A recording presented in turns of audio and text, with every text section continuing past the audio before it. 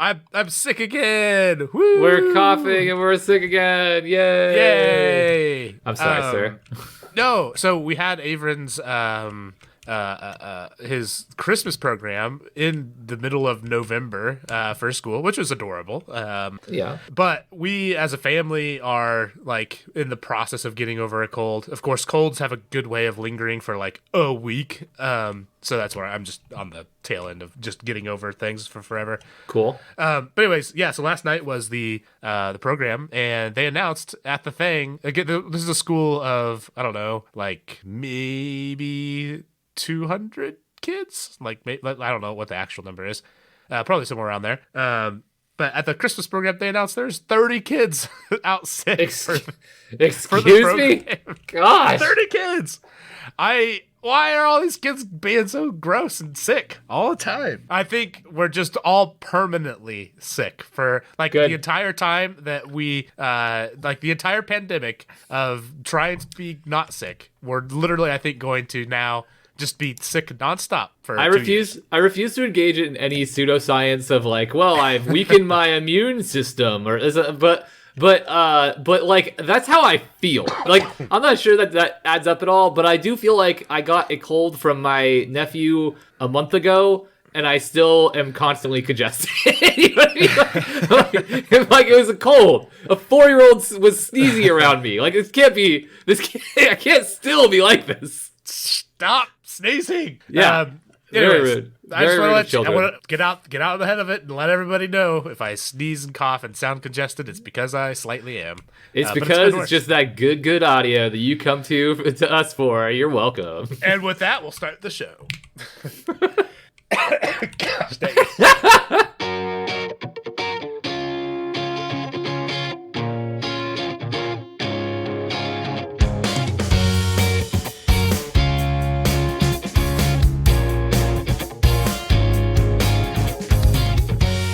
Hello and welcome to the Year We Started podcast. It's a podcast born phoenix-like from the ashes of the sick, gross podcast from last year, and Which died of sick grossness. I am your co-host, Jeff. I'm the other guy, Nick. Yeah, this is our our medical podcast where we talk about being sick and a couple continents apart, and also fun and things, interesting, etc. Yeah, Nailed it. Got it on one. Thank you.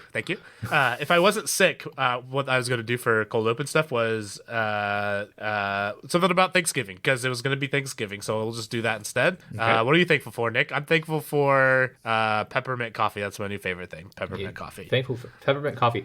I mean, peppermint coffee is very good, to be fair. Okay, I think I've had peppermint coffee before, but this year I was getting coffee at the gas station because I needed to get gas and coffee sounded good. Mm-hmm. And there was coffee, and then there was like next to it peppermint hot chocolate, and I just did that like just a little tiny bit, and it was so good. And now I decided that peppermint coffee is my favorite. I don't blame you for that decision or life choice or whatever you want to call it. The peppermint coffee. Identity. What? You said whatever I'm going to call it. Whatever. Okay, I'm you're going to call it yeah, identity. Okay, you're not weird. Peppermint You're coffee. fine. It's part of my identity now. Yeah, it's nothing weird. Nothing weird. Thank you. Okay, well, I'm done coughing at myself. Yeah, I mean, peppermint coffee is a pretty good thing to be thankful for. This year, I don't really know, man. I mean, I'm thankful for like my family and my wife like supporting me this year. I don't know. This has been a weird year and so boring. I know it's pretty lame. Okay, I will also say pretty stoked on just the general the direction I'm going in life. So I'm feeling good. Well, there you go. I also like my family too. So there. Well, that's good. I'd be upset if you didn't. If you were, you know.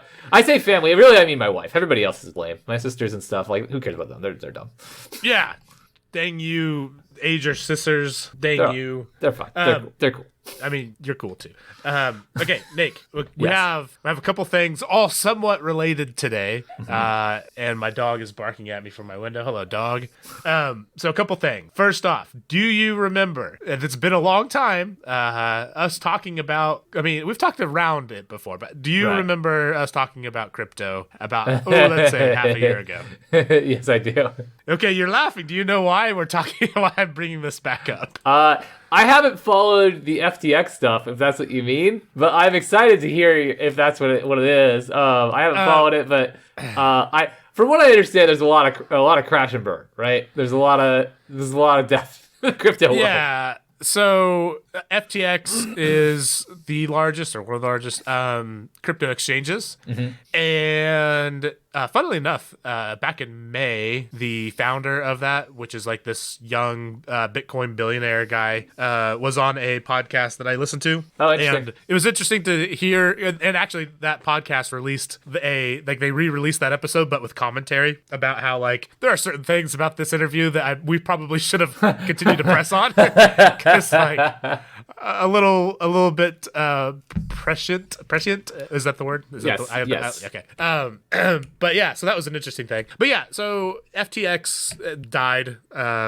It's a big disaster, rubble. Not really worth getting into the details of that. But what it did remind me of was our conversation that we had talked about. And so I went back and I found it was actually the episode that we talked about NBA Showdown, which we absolutely need to play still. I know. But it was that on air. I'm telling you, man. I think maybe that's next Patreon's episode. Patreon.com/TypeSap. In looking at that conversation that we had, or re-listening to that conversation, I wanted to see, because what my memory was that the thing that I was most concerned about was like all of the advertising that went into crypto during the Super Bowl. Yes. And so I wanted to see how I felt back then, and did any of it bear to be what actually happened. So Nick, I'm going to read some of my quotes, and we'll see what we feel. Okay. I'll get you. We'll just talk about. Can I tell you like a thing that I've been very aware of lately, because I listen to a lot of sports things, and then I've listened to some things that are like tech related, and they like this is something that I noticed from everybody is everybody remembers themselves as predicting correctly. Do you know what I mean? Like everyone's like, yeah, I called it that the Suns were going to be great this year again. And you're like, well, did you really? Like you said, they like had an upside or whatever. You know what I mean? And like it's very easy to like convince yourself that you are prescient, that your analysis is very well founded and all that good stuff. So I like this kind of thing of just looking back at yourself, because with the actual words you said. I'm sorry, I'm interrupting you for no good reason. And I know no, much appreciated, and it gives me time to just collect my thoughts. So the exact thing that you described is exactly why I wanted to go hear myself talk about it, because in my mind, like, I flipping told you so was what it was going through my head. Like, full disclosure. Probably. So to give a little bit of context before the conversation, or like as we're getting into the conversation, like I mentioned, concerned about all the advertising going into all these different crypto ads, of which XTF was a big part of, and in fact, some of the things that are currently in court cases are the people like Tom Brady and etc. that were involved in those crypto ads. So again, specifically around XTF. So here's some quotes. Seeing all those ads in the Super Bowl, they paid a premium, a ton of money to play those ads in the most expensive way possible and I'll take another pass at my own quote here. Seeing all those ads in the Super Bowl, they paid a premium, a ton of money to play those ads in the most expensive way possible currently in our society, meaning the Super Bowl, to promote the value of a currency that's used to buy things. And to me, that is some Orwellian crap right there. That should be so obviously not be how that should work. As a person who works in this cross section, people do not need to be less protected from exposure. We've jumped the shark. Really? This is an unprecedented road that we're going down. At this point, where we're at, how crypto works now, it's being pitched as a replacement for mutual funds or ETFs as a way to make money. I love it so much. Yeah. So I feel there was. I honestly, I might even cut it in that like little 2-minute rant that I went on.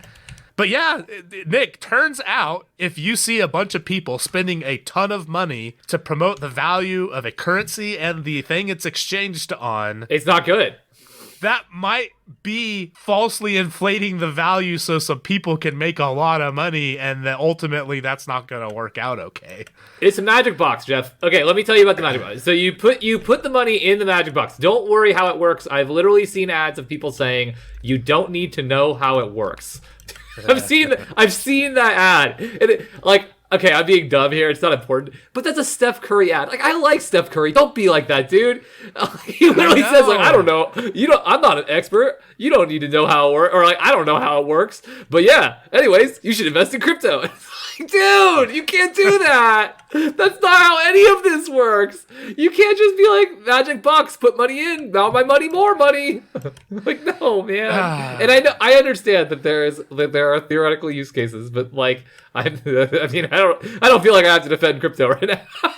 No. Well, and in that episode, like I talk about like how the underlying technology, I'm on board with the value that it can bring, but in its current application, it is a mess. Like it is just asking for this sort of thing to happen. The whole idea that was even acceptable, and like athletes advertising that sort of thing. Of course they do. You shouldn't take. If somebody threw millions of dollars at me to say some things that I didn't really know much about the actual subject matter, but it sounded okay, even reasonably okay. Mm-hmm. I mean, and like you're talking to people who probably legitimately, I mean, like using FTX as an example. I mean, a lot of the people that you're talking to probably have made an absolute mint on crypto, and so it sounds good because they're the ones talking to you and selling you on and being the spokesperson for this thing. Right. So it's hard to blame them, but I gotta blame some, like, and it's not the athletes. That's not their fault. But like we should not have allowed this to be okay. No, we shouldn't. I mean, the whole thing is, and look, I don't want to get into the politics of regulation and crypto and finance and etc. But I mean, this seemed so obvious at the time, and it seems so unsurprising now. We can't just keep playing this game where we're just going to pretend that this isn't going to keep happening. Right. I mean, they knew they were going to make a ton of money. That's why they ran those ads. They're not going to be able to magically print money from thin air. Like the whole thing is just, it's very baffling and concerning. Just bad. It continues to be fraught with peril. Like, I don't know how else to say it. Yeah. Go ahead. I don't. It's very hard. I agree with you, and I don't have any like good way of. I don't have good stuff to add. Like my opinion on this outside of it is like less. Like I'm not engrossed in either financial services, and I'm not engrossed in anything blockchain related. So my insight is a very outside insight, but. I just feel like if from like ignoring your opinion on like regulation, right? Putting tons of money into these markets and into these into the currencies, into crypto in general, is, whether it's like, it doesn't matter which one to me, is like really, really risky in a way that should be really obvious because of how unregulated it is. You want to tell me like that regulation has negative side effects in some ways, like.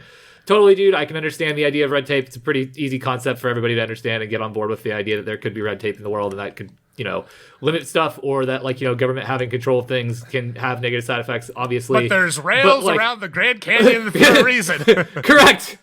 You won't hear about huge companies talking about I don't know. I've seen a lot of stuff this last week or two of people, saying like, dude, where are the protections for consumers? And it's like, dude, this is an entirely unregulated investment sort. Like, they can just do whatever they want. There's been a million stories of rug pulls and of, cryptos that have just gone offline, like, overnight and crap. Like, it could have happened to any of them. And I don't know the details of any specific one of anything like FTX or whatever. And so I don't know which things are less likely to, pull something like a rug pull or whatever. But yeah, dude, I, as a total layman who doesn't know crap about anything, would just never put my money inside of something that was like, oh, trust me, there's no reason that we couldn't pull it all away from you and like this whole thing couldn't crash tomorrow or whatever, but it totally won't. It totally won't. We're telling you right now that we have incentives. Don't worry about what those incentives are not to do it. But like, come on, man. Just here, hold on. Look at these ads. Look at these ads. They'll tell you. Exactly. And I mean, brushing over a lot of it, and I am trying not to, get into like just dude. I would never put my money in anything this unregulated and this unprotected. I mean, I might put like $100 in to like see like how technology works, but I wouldn't. I mean, that's the same way as like I might put $100 on like a freaking craps bet, I guess. You know what I mean? Like right. Yeah, like I think I do have like I don't know, maybe $150 sitting in the crypto wallet, just for things that, because it is starting to show up as like things that you can pay for with crypto, and or sometimes that's the only way that's possible. Which still with using it as a currency still feels really, really weird, because it's like the value of it is always compared to the dollar, and it fluctuates so crazily. Yeah, like it's a very weird way to do finances still, and right, but it's being treated as this is a very mature thing when it is definitely not. Speaking of ads and stuff, I don't know if this is just old man yelling at clouds and that's what happens when you get older, or that's it's me. really becoming a problem. But I was looking, we mentioned a second ago, Thanksgiving coming up soon. I'm going to be smoking a handful of meats and other cooking things. Aww. And like I like to like look up just a handful of recipes. I'm not really one to follow a recipe exactly for that sort of stuff, but I like to like see what other people's ideas are and kind of come up with my own combination of them. But like when I was looking up things, Nick, I swear the amount of ads on every piece of every other freaking word, I swear, man. Like, and I don't know, like I know there's like ad blockers and things that you can do on your phone, and like I just need to make sure I do that. But like then there's paywalls for 80% of the things if they don't have ads. The internet, it feels like it's either getting every penny out of me that it can, or getting every ounce of attention toward an ad that it possibly can. I guess indirectly every penny out of me that it can that way. I don't know, man. I just miss the old days when you could just Google recipes and just go click and it'd be somebody's random blog and go learn from their stuff or whatever. Yes. I miss that. Same here, big same.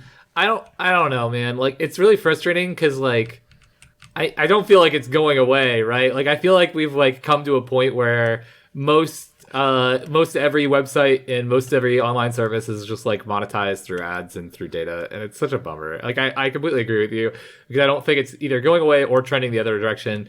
And I know that like theoretically we're supposed to be like, oh, you should reject those sites, but dude, there's nothing. What do you mean? I was gonna like just not go on the internet. Man. It's I agree, and it's a pain in the butt, and I don't like. I don't know. We have to start buying cookbooks or something. Ew, gross. Ew, dude, gross. The real solution is to have a cookbook full of recipes that your mother-in-law has been just hoarding and just has created like several binders full of random ass recipes. Yeah. Jen has like 3 binders full of just random ass recipes. So like if you ever want like super spicy pretzels, like bro, we got you, and we got the recipe, and it is ad free binder. Curated by your mother-in-law's random tastes over 30 years. I do like that. I'll tell you what, man, like there is no replacement for passed down recipes, like family recipe things, and I do feel like that might die with our generation. Like I will be passing down to all children of the next generation my keep notes of links to the recipe websites. That's all they are. I don't think that's gonna translate well. No? I don't think it's gonna work. Okay. I don't know. Oh man. So what's up, dude?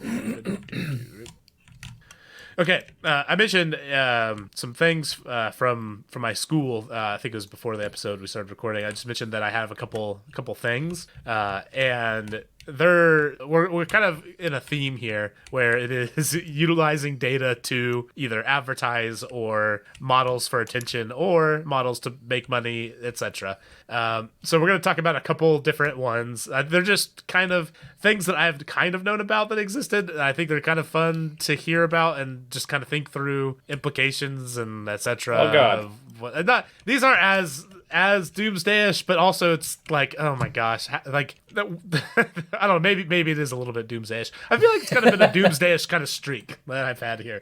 It's really hard because like that's the thing that like I think a lot of times, like the way to be interested or not interesting, the way to like pique your interest is to sometimes like find things that you can understand more intricately, and usually when you do that, you are kind of focusing on the negative side of things, like on a critique of those things, right? Like you're focusing on a critique, and so. I don't know. Like I don't blame you. I find this stuff really interesting, and I like hearing your perspective on this kind of stuff. I do find it like really interesting and fun in a kind of like, like the same way that you like know that like being upset is bad and like not like hate watching the news, but just like oh my god, that's so terrible. Like not quite a doomsday scroll thing, but I have a lot of fun with learning things through your prism and your perspective. I do. Yeah, it's like Doom group therapy or something. There you go. Doom group therapy, just what I always needed. Okay. Okay. So I tried to defend you, and I hope I did a good job. You're welcome. Oh yeah, I feel defended. Yeah. Or defensive. I can't tell. Hard to say. The first thing was I'm gonna ask the most. So Zillow is a thing that exists. I know about Zillow. Yes. Good job. All right, same Thank page. you. Same starting point. And when you go to Zillow and you look at the house's price, they have oftentimes, maybe always, not sure, their Zestimate, which is their model's output for That's a fun the expected value. Yeah. Look at this, fun. Jeff. It's fun. This is a fun segment. No, nothing bad's gonna come up here. Sorry, continue. So they have the Zestimate, which is the expected sale value of a home. And as a person who works in finance, I can tell you it is not always right. But it's something. It's a number. Anyways, a while back, they, I think this might have been 3 years ago, something like that. Actually, let me get the right date. I don't want to lie. It's 2019. So yeah, a few years. The 2019, and it was a competition that they had that had $1 million prize for anybody who could come up with a model that would beat their Zestimate model that they had. Okay. And they opened it up to be, you could join like as a team, or you could join as an individual and compete to beat the model. And there was a handful of folks that did, a team or two, and then one solo guy, I believe. And that solo guy was Jordan Meyer, and he worked at DataRobot, which is a machine learning company that does a lot of the heavy lifting for large clients, just large companies that are trying to do stuff quickly. It kind of skips some of the harder steps of figuring out like what type of model is good for this data set and stuff like that. Like it kind of automates machine learning. Okay. If you're not. The reason why I found out about this and kind of got a little bit more into it was because the professor of my class, he was a coworker of John Meyer at the time at DataRobot. Okay. So knew him quite well. So Meyer ends up winning this $1 million. And then, as you might expect, Zillow hires him because he single-handedly beat their team of data scientists with coming up with a more accurate model. Right. So they have this model, they develop it and build out in-house before kind of releasing it to the public. And are you familiar at all like with what has happened with Zillow over the last 18 months? Not even remotely. So at the beginning of the pandemic, housing prices and just housing stuff in general absolutely exploded. There was no inventory. Housing prices went up like 30% overnight, relatively. And it was an absolute unprecedented time, at least in the last 30 years. So this happened in 2019, and this guy got hired and moved to DataRobot. So literally prime time for really making some pretty crazy moves. So what they did with this model was based on the current market projected what the selling price of a property would be, and they could see what they were actually being listed for. And so they knew that they would be able to buy a house and sell it for significantly more based on their model. And for a while, they were quite right about that. They got to the point where they were buying properties sight unseen. Like they didn't have anybody go actually look at the house. They felt that any individual nuance at a particular property would ultimately work out in the averages when you do that sort of thing at scale. Right. Them doing that also screws with the housing market even worse, because then you have a third party buying and reselling a house where there's not even the family that sold it isn't actually making the money that ultimately the buyer is then paying. So they're just making all of the money in the middle there, which is kind of a messed up thing if you think about it. Yep. They're literally just using their model to steal the margin. That's what I was gonna say. Is you're stealing margin and you're inflating You're probably inflating prices without actually creating value, right? 1,000%. Yeah. It's like freaking Ticketmaster, which is also in the news right What? now for this exact bullcrap. What? Ticketmaster seems like a great service. I don't know what you're talking about. Can we pause? I just want to yell about Ticketmaster for a second. Hit me. I have intentionally avoided information about the Taylor Swift thing, except that I've seen memes that are really funny to me. But continue. I know that there's the Taylor Swift thing, and it has just exploded too. I don't know if that's directly related. All I know is this is a ticket reseller that venues sell at price tickets to then sell to people who then ultimately flip it for ridiculous profits, and it's a big problem because it's all bots that do it. Yep. And sometimes bots do fun things. This is very, very bad bot thing. I think the Taylor Swift tickets were going for like 20 grand or something like that. Anyways. Go ahead. Is off of the show thing, because this is a Nick thing. All right. This is back in the show now. For those listening, I just cut a good 5 minutes there where Nick and I went on a good, solid, non-podcast worthy rant. But Nick, no, what makes me upset about Ticketmaster? This is a ticket reseller that is already getting price gouged like crazy because of people botting ticket sale at when they first go live. Yes, but recently recently-ish, I don't know when they actually rolled it out, but it's been out for a while now. They themselves, Ticketmaster, has demand algorithms for selling the tickets that they get from these venues at price that they increase the price of themselves. I don't even know. Something seems off here. It's hard to say what, but something seems slightly incorrect here, Jeff. Why is this a thing? That's selling the tickets that is getting botted then has an algorithm that makes their own tickets more expensive. I don't know. Why Ticketmaster? Very fun cycle. Very cool. 10 out of 10. Super happy with that market. What were we even talking about? Where were we? Oh yeah, Zillow. I was telling Jeff on the non whatever the stuff that has to get cut is that when I was like a teenager, I would just go to if I didn't have any plans, especially after I stopped playing basketball in high school, it was just I'll probably be at some concert on the weekend. That was the number one 17 and 16-year-old Knicks. Saturday and Sunday was just a crappy concert. And I'm pretty sure, I would not have had any way of, convincing my parents to give me, anywhere near the amount of money I would have needed to go to these concerts. And it's but I don't understand why it's not harder to host concerts and stuff. Maybe I'm out of touch. Maybe the stuff that I'm looking up now isn't the same stuff I was looking up then. So maybe, I don't know, but it just, dude. I'm sure that's what somebody would tell you. Yes, that's correct. Yep. Thanks. I defended myself. I assumed the position of the corporation there of Ticketmaster. Yes. Right. Yes. Thank you, CEO. I'm sorry. Continue. Yeah. Talk to me about Zillow, Jeff. I want to know. Yeah, Zestimate. So they were ruining the housing market and making a lot of money in the middle for a good while, and that worked for them until because here's the thing with a market like that. You can't have houses going on the market and being sold more than asking price within hours, sight unseen, for very long. That ultimately does eventually have to stop. That's not going to be the norm for even forever. If you have a really great model, that sounds like a real dangerous way to live life. You know? Right. Yeah.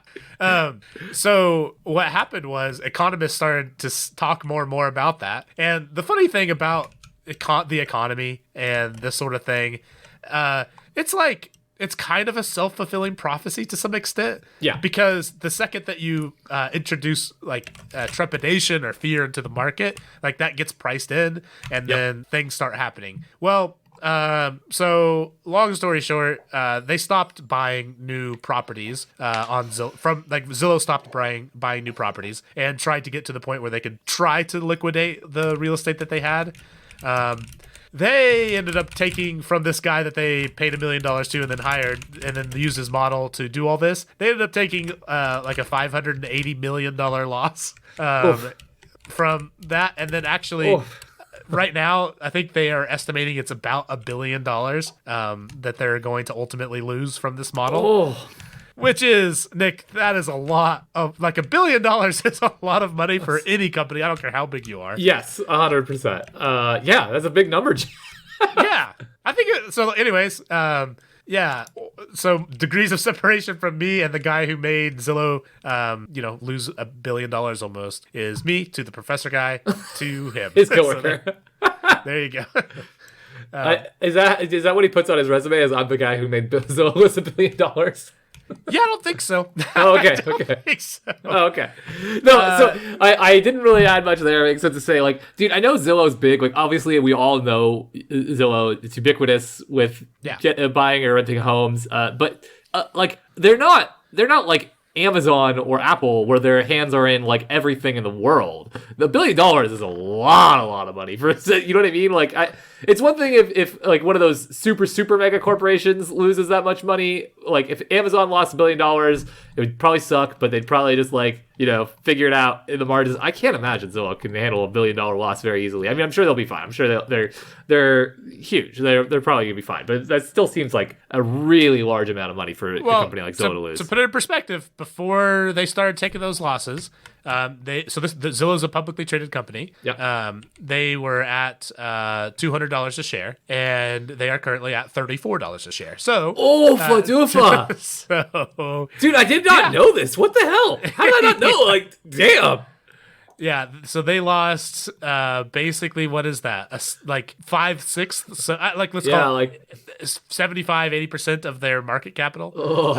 That is not great. That's not great. Not great at all. But lots of tech companies haven't fared well through, like, they had big expansion during the start of the pandemic, and then stuff started to normalize a bit, and then they have to like lay people off. Like, I know Shopify did that, Amazon did that. I won't even mention Twitter.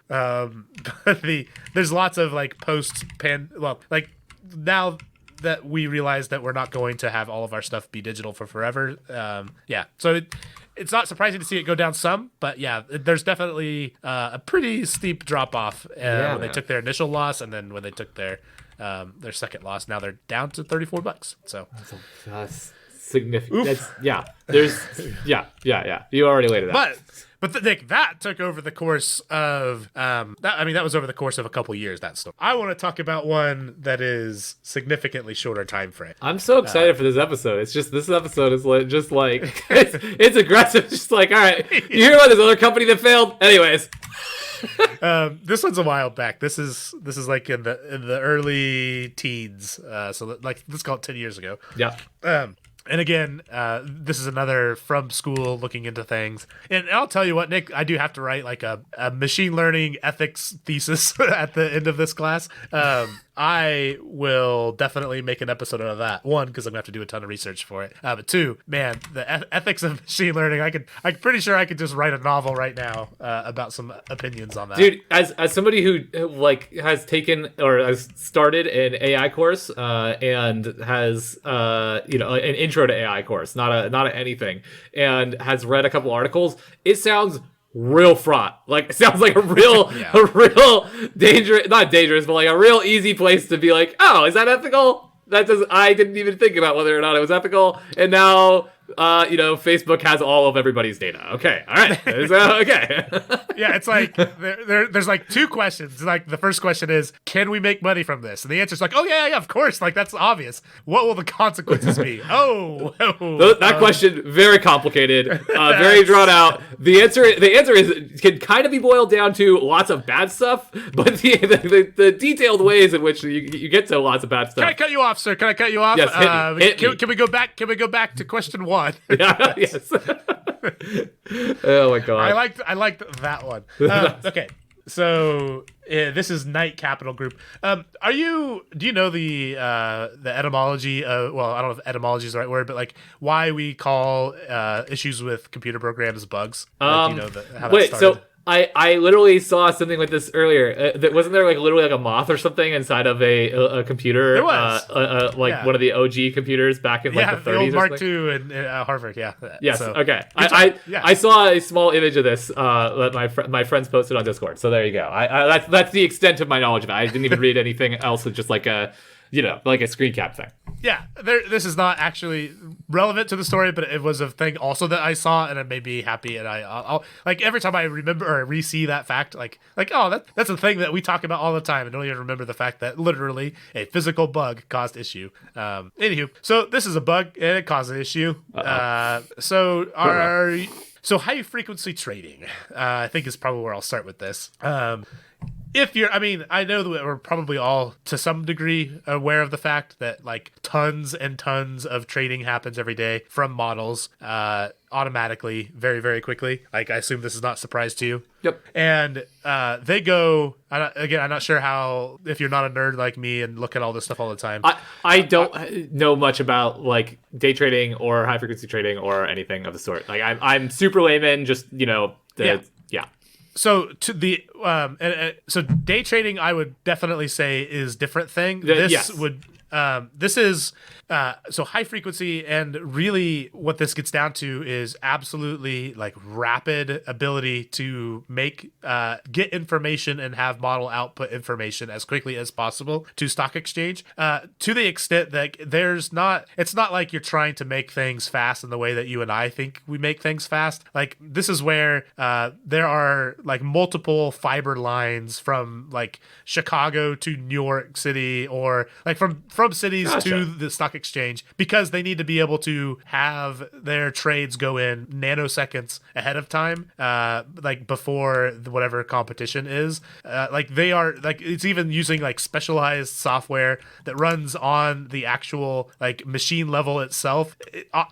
Every like microprocessor, like they have every little use planned, because again, you're competing for getting your trade in against people with nanoseconds. And right. The reason why this works is they may only, on a particular trade, they only may make fractions of a penny, but they're making millions of these trades an hour, and right. That adds up very quickly. That makes perfect sense. So when you're building a model like that, you obviously you're not going to be building that out in production. Like, you're going to have like simulated test data, and then you build your model, or even like feed it in like the prior day's trades, and then like retroactively try to build out the model and see how successful it is, yada yada. And then like once you've built that model, you want to test it against theoretical other things that happen to see how it performs. So what you end up doing when you do something like that is you build like a bot per se to go in and simulate a fake trader that's doing trades kind of opposite of what you would normally do as a good trader, so that they want to make sure that their model is picking up things that are good opportunities to make money. Did any of that make any amount of sense? Yeah. I would have questions, but like not for this kind of, not for the podcast. Okay, I mean? Yeah. So, just in case, I'll take one more pass. They're just simulating opportunities, by making bad trades to make sure that their model picks up and makes the good trade. All that makes sense to me. At 9 o'clock in this, so this is Knight's Capital, and I don't remember if I said that or not. Knight's Capital Group.